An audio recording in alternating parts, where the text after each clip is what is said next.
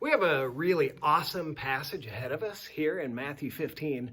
It's one that I really enjoy. There's a lot of questions in it, a lot of things that aren't completely obvious as you look at this.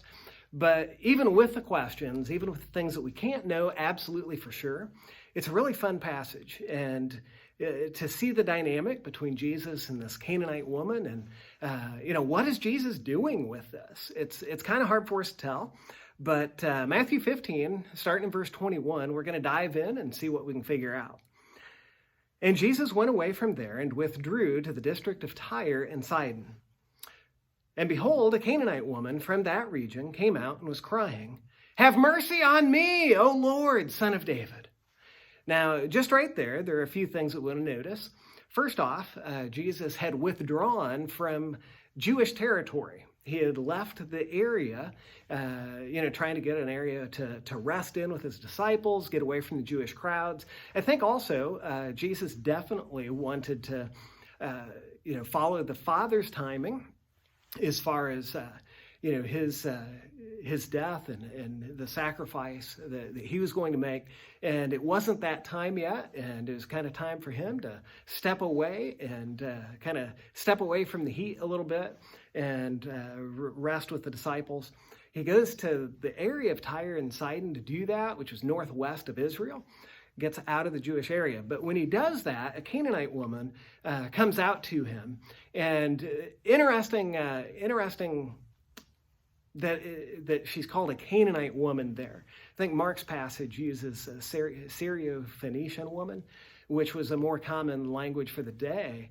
But using the Canaanite term for Matthew really connects her to a part of Israel's past where the Canaanites were really a thorn in the side of the Israelites. This, and it highlights that part of it, which is interesting because Matthew definitely records this in a very, I guess you'd say in a very antagonistic kind of a way.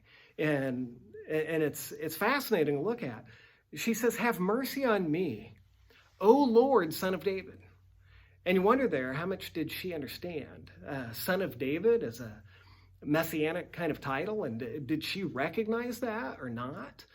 We don't know. And combining the word Lord there, where Lord just could have simply meant that she recognized that as a Canaanite woman talking to a Jewish male teacher, he was above her as far as the societal, stuff that, and that's just recognizing that by saying, Lord. Or did she have some expectations about him as son of David and acknowledging him as the Jewish Messiah? I think that's who you are. Is she saying that? We don't know or is she just saying better than she knew? No idea. But obviously, definitely terms of pretty high respect there at the very least. She says, "My daughter is severely oppressed by a demon." So you've got some real spiritual battle going on there. And yet she is putting her hope in the Jewish Messiah. Now, by being oppressed by a demon, obviously that's a severe thing. This is a terrible thing for that kid. And interestingly, in verse 23, but he did not answer her a word. That is not what we expect from Jesus, right? This spiritual battle, this demon doing, Jesus would jump in and not what we see at first glance. He did not answer her a word, and his disciples came and begged him, saying, "Send her away, for she's crying out after us." The image that you get here is like, the disciples are upset with this because it's like this woman from, she's off there, just yelling and gabbing, and it's like they're like, "Stop her. Just heal the kid already and send her on her way." That's the language that the disciples are talking with. I don't think that it's just send her away, like as if they're saying, "Jesus, tell her to go away." They could have done that, right? We've seen other places that they tell people to go away. And so I don't think that's what it is. 12 grown men can't, ask this one woman to go away. I think that They just want him to heal her already and be done with it. And you kind of see that in the response in verse 24, because in verse 24, he answered, and he's talking here still to the disciples. He answered, I was sent only to the lost sheep of the house of Israel. He's putting the focus on the house of Israel. And so you get the idea with that he's saying, no, I'm not going to heal her daughter. And interesting with that, because yes, it's true when you look at other places in Matthew. You can go back to places that he sent the disciples out and limited their ministry to the house of Israel. And yet there are other places where we know that the blessing was ultimately to go beyond just the house of Israel. You can go all the way back to Genesis 12:3 and see that. And if we glance at Genesis 12:3 real quick here, I will bless those who bless you, and him who dishonors you, I will curse. This is, this is to Abraham here. And in you, all the families of the earth shall be blessed. And that's, all the families of the earth. Now, that speaks for itself, really, but then you see a similar idea in the story with the centurion, where at first glance, it seems like Jesus plays a little bit hard to get there as well. That's in Matthew 8. And so again, you, in that passage, you get the idea that it's not just the house of Israel, but this ministry will be expanded. And yet Jesus says, my ministry is the Messiah here and now, right now, is to the house of Israel. So let's check out the story with the centurion real quick. In verse 6 of Matthew 8, it says, Lord, my servant is lying paralyzed at home, suffering terribly. So the centurion says that to Jesus. He's informing Jesus of his problem. And Jesus replies in verse 7, I will come heal him. At least that's how most translations put it. But the Greek is constructed in a way there that there might be more of an implication of an inflection at the end of this that implies a question. Like, and you want me to come heal him? Which, obviously that would communicate very differently than simply, I will come heal him. Either could be a possibility, but I almost take it on the question aspect, because I think that makes more sense of what the centurion says in the following verse. But the centurion replied, Lord, I am not worthy to have you come under my roof, but only say the word and my servant will be healed. That speaks volumes of the centurion's faith. And as you go farther in this, the centurion goes on then in the next few verses to say, I am a man under authority with soldiers under me, and I say to one, go, and he goes, and another, come, and he comes, and to my servant, do this, and he does it. When Jesus heard that, in verse 10, he marveled and said to those who followed him, truly I tell you, with no one in Israel have I found such faith. I tell you, many will come from east and west and recline at the table with Abraham, Isaac, and Jacob in the kingdom of heaven. In other words, he's saying, this mission of that the Messiah has, this will be expanded, and there will be many people from many different places, this multiracial, multinational people of God. Pretty cool stuff. That's what Jesus communicates there. So, if you were reading through the book of Matthew, by the time you get to Matthew 15, you would have already read this and understood that there's this greater picture to things. And so that leaves us in this faith of the centurion, or the faith of the Canaanite woman, with some questions about, why is Jesus being so hard on her? Why is this conversation? What's the dynamic really here? And why is it taken such a harsh path, right? And so then verse 25, but she came and knelt before him, saying, Lord, help me. There, the way that I envisioned that, really the life of her daughter is at stake. Her daughter's miserable, oppressed by this demon. I take this as her coming before Jesus and getting down on her knees and, Lord, help me, please. I beg you, please do something about this. I need you. Jesus is like her last hope. Help me, please. That's her response here. Verse 26 then, Jesus' answer to that is amazing to me. Like you don't see this coming. This is a well-known passage. You may have heard it before, or you may have heard it many times before, which takes some of the edge off of it. But with this woman kneeling before Jesus, pleading for help, is he really going to answer like this? It is not right to take the children's bread and to throw it to dogs. Really? And to throw it to the dogs? Now, with that statement, it's interesting because I think there could be a lot of different ways that Jesus says that. Does he kind of raise his eyebrow a little bit and say, well, it's not right to take the children's bread and to throw it to the dogs? As if he's inviting a response from her? Or does he say it just blunt? Well, it's not right to take the children's bread and give it to the dogs. How he says that makes so much of a difference in the rest of how we understand what's going on there. And it's not clear. He does use the diminutive there for dogs, like little dogs.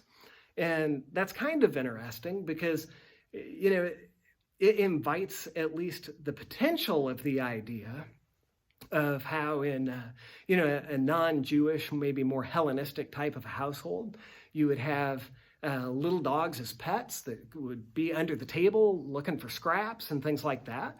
That could invite the possibility of this dealing with kind of Jesus at first saying, well, it wouldn't be right to take from my mission to my people, the Jews, and the household of Israel, and then and instead distract from that and feed, instead of feeding the children, feeding the dogs, feeding them the scraps. Why would you stop feeding the children and give to the dogs? And her response to that kind of plays in then, and whether Jesus meant it, how she would take that is interesting. Whether she understood that first response as more of a, the idea of, well, but, or, the dogs under the table, or whether she understood that first response as, well, the Jewish kind of a looking at Gentiles as dogs and demeaning them. She could take something like that either way from how it was spoken there. However she understood it, she definitely turned it in the household dog as a pet under the table direction. So it's kind of fascinating to look at that. Verse 27, she said, "Yes, Lord." And there the actual language might have been it probably was a much harder against kind of a statement, against what Jesus said kind of a statement. In other words, yes, Lord, but the dogs do deserve to be fed kind of a way. Yes, Lord, yeah, even the dogs eat the crumbs that fall from their master's table. You wouldn't deny me that, would you? Starving your dog under the table like that's wrong too. Almost that kind of a way. Verse 28, then Jesus answered her, "O woman, great is your faith." And it's interesting there. I think Jesus' response there is excited. I think he's like, yes. There's almost this he hears that response and he's like, yes, that's it. And so whether he is intentionally drawing out this profound faith from this woman or not, whether he does that so the disciples see and he's like, hey guys, you see that? That is faith. We don't know for sure exactly why this encounter goes the way that it does, but it is a fascinating encounter. "O woman, great is your faith." Be it done for you as you desire. And her daughter was healed instantly. So even though we don't know the dynamic exactly, we know that she got what she wanted and she showed a profound, incredible faith in Jesus, was happy and pleased. He's delighted by this faith that he sees in her, and he commends her for that faith. What do we take from that? Well, we take this. On the one hand, there's a persistence in that speaks to us. This is the kind of persistence that Jesus teaches about prayer. So as we're talking with God, we can go boldly before God the Father, speaking to him because Jesus is the mediator. He deals with our sins. He cleanses our hearts. He makes it so that we can be seen as pure and holy and actually go and talk with God. That is amazing. And we can be persistent in going before the Father. That is an amazing and awesome thing. We should be excited about that. This woman boldly comes to Jesus, and she was not you look at the culture of the day, and for her to do that, that was some boldness. And Jesus has dealt with our sin debt to make it so that we can come and speak with God as well. That is awesome. Another thing we see in this is a woman who comes before Jesus with an enormous problem. She has a huge problem on her plate, and she comes to Jesus to deal with that problem, and she is persistent and bold and pretty aggressive in trying to solve that problem. And that is something that we should be persistent and bold in trying to deal with the spiritual battles and problems that we see going on in life around us. That is one of the things that especially for you moms out there on this Mother's Day, we want to encourage you to be pursuing, a boldness in taking care of the needs of your kids and really you dads as well. That's something that's important, that we prioritize those things, as obviously this woman did. But then if we take a step back from that a little bit and we see the spiritual attack that's going on in that situation, spiritual attacks are a very real thing today as well. There are people in our society that have spiritual battles and attacks against them. And they're in situations that are so hard to deal with. And we, as followers of Jesus, are called to step in and to do everything that we can do to bring the healing gospel of Jesus to people who are, being beat up on and attacked in spiritual ways. It's our calling to bring the freeing power of the gospel. That's something that if you look back over the last few weeks, we've been talking in Colossians, at the supremacy of Christ. He is the only solution to the spiritual warfare that goes on in the world today as it has gone over the ages. And we have that as Christians. We have that duty to really make disciples, followers of Jesus, people who can be freed from the baggage of sin and have a joy and an abundance in Christ. That is something that we can do as people that can step in the gap.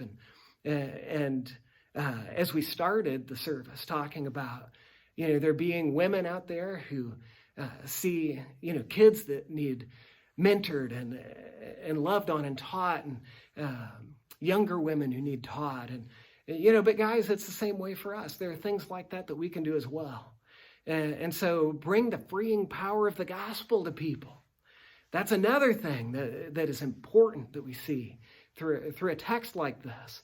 Spiritual warfare is a real thing. Never deny that. And yet the power of the gospel is the only thing that can solve the issues that we see go on in our world. So many things that we can learn from a passage like this. Such an exciting passage to look at and just see that. And it's like, yes, this woman and Jesus' dynamic there and her boldness. Cool stuff. And then Jesus, I think, is just delighted to see her faith. Cool stuff. So we're going to close here with a song that I think is, we've asked you to sing this before as really a prayer. We've been singing it a lot because I think it's an important prayer to close with. To say, yes, I will, no matter what. Praise your name, God. Things are difficult. There's a lot of challenges in our world today. But God deserves our very best all of the time, no matter what. And yes, I will give him that.